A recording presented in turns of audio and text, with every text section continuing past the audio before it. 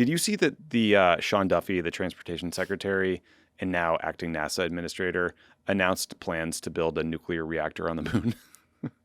No, I somehow missed that. Okay, let's turn to tariffs, especially the Twitter tariff war between Trump and India, because I think we're used to like kind of the flailing, tariff by tweet policy, but I was sort of surprised to see India get pulled into the crosshairs given the stakes here. So just to rewind the tape a bit, Ben, last week Trump announced a 25% tariff on India. He said he's angry about trade barriers and also suggested that he would add some sort of additional penalty because India was buying or selling military equipment with Russia. This 25% tariff is supposed to go into place on August 7th. But since that additional, sort of threat, Trump has been popping off on India for buying Russian oil and gas. This is from a Truth Social post on Monday. Quote, India is not only buying massive amounts of Russian oil, they are then, for much of the oil purchased, selling it on the open market for big profits. They don't care how many people in Ukraine are being killed by the Russian war machine, end quote. Pretty incredible if you just figured that out, Ben. India responded by calling Trump's tariff threats unjustified and unreasonable. The Russians said, quote, attempts to force countries to stop trade relations with them are not legitimate. So, Ben, Trump went on CNBC Tuesday to try to kind of smooth things over. Let's listen. So India has not been a good trading partner because they do a lot of business with us, but we don't do business with them. So we settled on 25%, but I think I'm going to raise that very substantially over the next 24 hours because they're buying Russian oil, they're fueling the war machine, and if they're going to do that, then I'm not going to be happy. So India and China have long been the largest purchasers of Russian oil since the Russian invasion. I guess he's just figuring that out. Trump has also announced that August 8th is the new deadline for Russia and Ukraine to figure out a ceasefire deal. Putin is trying to, tap him along, as Trump would say, by saying he'd consider a meeting or having Dmitry Peskov, his spokesman, say he'd consider a meeting. But I don't know, busy month, I guess. Ben, I thought Trump and Indian Prime Minister Narendra Modi had kind of a bromance going. Where do you think this turbulence is coming from? I don't know. It's peculiar to me because clearly Trump is not just decided to. I mean, the one thing we've always said about tariffs that I think if you want to hold on to one truism, it's that they're never going to go away, that Trump likes to turn the dial up. He likes to focus on a different country every week. And he decided to focus on India. And them buying Russian oil and gas is not some new thing that just popped up. I mean, he would have been aware of this in January, February. He would have been aware of this on the original Liberation Day. And so he's kind of grabbed onto this as one of the reasons why he's hammering them with tariffs. There's a number of things that are notable about it. One is, just so people know, and the Biden people have said this, they kind of gave India a pass in part because India, remember there were price caps set on how much you could pay for Russian oil and gas. And the Indians are actually paying at that price cap. So it was a lower price point. Ideally you'd want them to not buy any, I guess, but they have hundreds of millions of people that need electricity and they can buy this oil and gas cheap, and they thought they were doing that as part of a U.S. strategy. And so now they're being punished for having kind of agreed to do that. It's also Modi could not have gone more out of his way to be a buddy of Trump's. Remember the Howdy Modi rally where Modi basically endorsed Trump's reelection in 2020. I will say there's a whole bunch of constituencies in the United States that falsely thought that Trump was their friend. Some is this kind of pro-Modi Indian American community that is, lo and behold, finding that Trump is not a reliable friend. Modi's finding that Trump is not a reliable friend. I don't know what he's doing. I mean, I think there are a lot of trade barriers that India has, and you want to negotiate your way through those, but you're not going to do that overnight because it's a big, complex economy. The one other thing I want to say about this, so it's really worth putting a pin in, is we are now fighting with the Chinese. We are fighting more with the Russians. We're fighting with the Indians. We're kind of trying to humiliate the Europeans. Constantly, yeah. Who we are, where are the friends? This is a recipe for the rest of the world to literally gang up on us. Yeah. I would have at least thought you try to hug India into your team, right? If you want to stand up to the Chinese. Fighting all of them together seems like a really dumb strategy. And I think Trump was complaining about agricultural import barriers in India, but that is not a place where Modi can give. So many of his constituents are living on the edge of poverty because they are farmers. And if all of a sudden more U.S. agricultural products are flooding into India, that will be devastating for him. It'll be devastating for the economy. I mean, you'll remember years ago there was this like strike among farmers that basically shut down India. It's the most dangerous moment Modi's had as prime minister. You've got hundreds of millions of people who rely on agriculture. Many of them are subsistence farmers.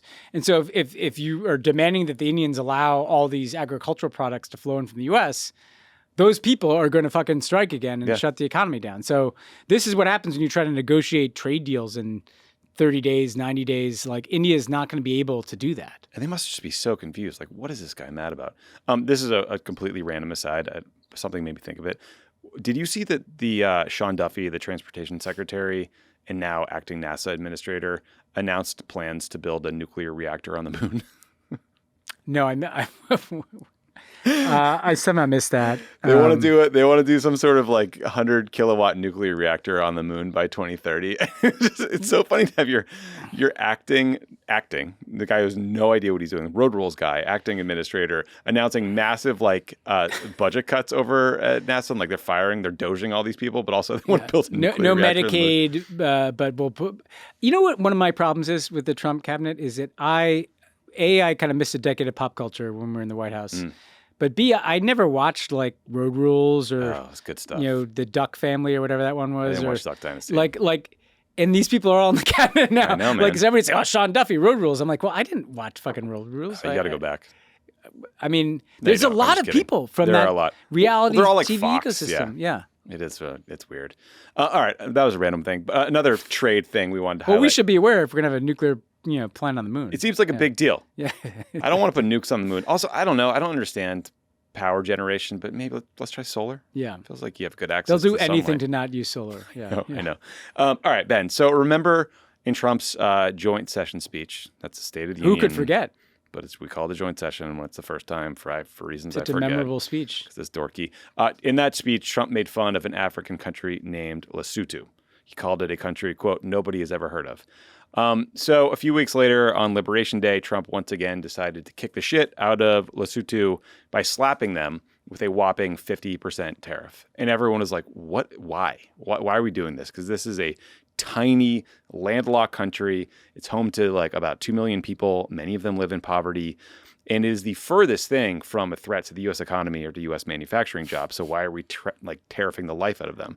And Trump's goons at the time pointed to the U.S. trade deficit with Lesotho to justify the tariff rate. So the U.S. imported... Which is insane. You should they have explain no why money to that's buy explained. anything from us. Yeah, so we import like $235 million worth of goods from them, mostly textiles. They imported like $3 million worth of U.S. stuff, which again is not surprising. They don't have money to buy our stuff. Right, it's an impoverished country. So ultimately, Trump ends up, fast forwarding a bit, he ends up slapping a 15% tariff on Lesotho, which is not insane, like 50%, but it is still enough to do enormous damage to their economy. But some of it was already permanently done, right? Because the threat of the 50% tariff, all kinds of other cuts, just like kind of cratered their industries and made companies look other places for textiles. And so the textile industry is the largest industry. It employs over 30,000 people, many of them women. It's like clients like, Levi's, Walmart, et cetera. And so you have these companies in Lesotho being crushed, and you also have countries with more like diplomatic clout taking advantage of the tariffs that Trump's putting in place on others to poach business. You got scammy lobbyists going to countries like Lesotho and trying to demand millions of dollars to pay for lobbying. And so before the tariffs, I mean, Ben, you want to explain how the African Growth and Opportunity Act, which is about to expire, had kind of helped these smaller countries export things to the U.S.? Yeah, no, I mean, the United States deliberately, through the African Growth and Opportunity Act, AGOA, set up these kind of trade preferences to try to create economic growth by getting rid of barriers for them to sell goods into the United States, for the U.S. therefore to provide investment. And the idea was, if these are growing economies, it's going to be good for them. It's going to lift people out of poverty, but ultimately it's also going to create markets. Like the way that you actually address in the long term the trade deficit issue in a place like Africa is you need places like Kenya and South Africa to become, rich enough and have a middle class. To have a middle class. It's suddenly they're also consumers, and then you have a more they want an iPhone. Mature trading relationship. So you have to kind of help them develop to the point when you have a more mature trading relationship, and cutting them off. And by the way, what China's answer to that is we're just going to pour money into your country and build stuff and build infrastructure, which they actually like better, than these kind of, negotiate, because they had to agree to a bunch of other steps in order to be a part of the African Growth and Opportunity Act. They had to kind of make changes and reforms and kind of set up economies that plug into our capitalism and stuff, right? So it's not like we didn't get anything out of this. Chinese come with no strings attached, and they just build infrastructure and like maybe pay some people off, and they're making investments. And so I think what's so horrific about this is, first of all, you're right. Like Lesotho can't compete because they can't hire the fake lobbyists that get them out of jail. But they're also not big enough. Like as a textile industry, like Bangladesh will be hurt a lot by tariffs, but there's such a big infrastructure of textiles that it's hard for big companies to just move operations out. It's easy to close up. If you're looking at where can we cut costs and not want to pay tariffs, you just start with the smaller countries, who are also the countries that are more vulnerable to the USAID cutoff. Yes. And so we are doubly fucking these countries over in ways that will lead to like death and poverty and disease. So this is something that is, not a small stain on the Trump administration and the country. This is the bigger point I wanted to get at, because we've kind of moved on from the Elon Doge madness and the devastation of USAID, but the impact is still rippling out. On top of that, the tariff craziness and the letters, they're kind of like one-day stories now because it happens so often. But in a country like Lesotho, it is going to cause irreparable damage. I was listening to the BBC Global News podcast a couple of days ago. They did this story about trying to combat child sex abuse and trafficking in Kenya. And they were interviewing this woman who had been a sex worker for 40 years. And now she's dedicated her life to taking in young girls who escape this fucking evil trafficking. And this woman, in addition to taking in these girls, she tries to provide HIV/AIDS protection to people in the community, mostly condoms. But now all the condoms are drying up and about to be gone. And the people who are employed by USAID to do that work are about to be unemployed. So this whole community is just absolutely devastated because we pulled the rug on them. Yeah. And it has political impacts too, because the people I've talked to over the years in Lesotho are kind of, there's a king there. Shocker, he's not the best, most benign leader. And he's an autocrat. There's a lot of corruption. And what happens when you withdraw, when industry dries up like this and revenue dries up and USAID dries up, the place becomes more autocratic, right? There's less resources that are more under the control of the bad guys. And then there's more of a black market. There's more criminality. There's more human. I'm not saying all these things are definitely going to happen in Lesotho, but I do think across, all these countries that are being hurt in this way, the worst actors tend to benefit in a weird way from, this kind of economic collapse or this kind of withdrawal of international support. Yeah. It's great work, Mr. Trump. Sort of related story, also in the barrel this week, Ben, is Switzerland, which got completely hosed with a 39% tariff rate last Friday, one of the highest in the world. Only Laos, Myanmar, and Syria are higher. I think they have 40 to 41%, which is a very weird list, by the way. I don't understand why we're tariffing Syria at 40%. But anyway, so what happened here with Switzerland, it seems like it was a lethal mix of Europeans thinking they were negotiating in good faith and Trump's complete and total economic ignorance. To back up, so the Swiss have been negotiating for months with the U.S. Trade Rep, Jameson Greer, Treasury Secretary Scott Bessent. I think their goal was to land at a 10 or 15% tariff coupled with a big investment, $150 billion investment by the Swiss into the U.S. Well, these fake announcements. These fake announcements. Trump thinks it's like a sovereign wealth fund for him. But then on Thursday, the Swiss president, Karine Keller-Sutter, had a 20-minute call with Trump that went terribly. And per usual, Trump got fixated on the U.S. trade deficit with Switzerland. Trump did this phoner interview with CNBC. He talked about a lot of crazy shit. But this is the part where he started ranting about Switzerland. It's time that they pay up, and they have to pay up. We couldn't afford to have the deficits. Look, I did something with Switzerland the other day. I spoke to their prime minister. The woman was nice, but she didn't want to listen. And they paid essentially no tariffs. And I said, we have a $41 billion deficit with you, madam. I didn't know her. I said, we have a $41 billion deficit, and you want to pay 1% tariffs. You wanted 1%.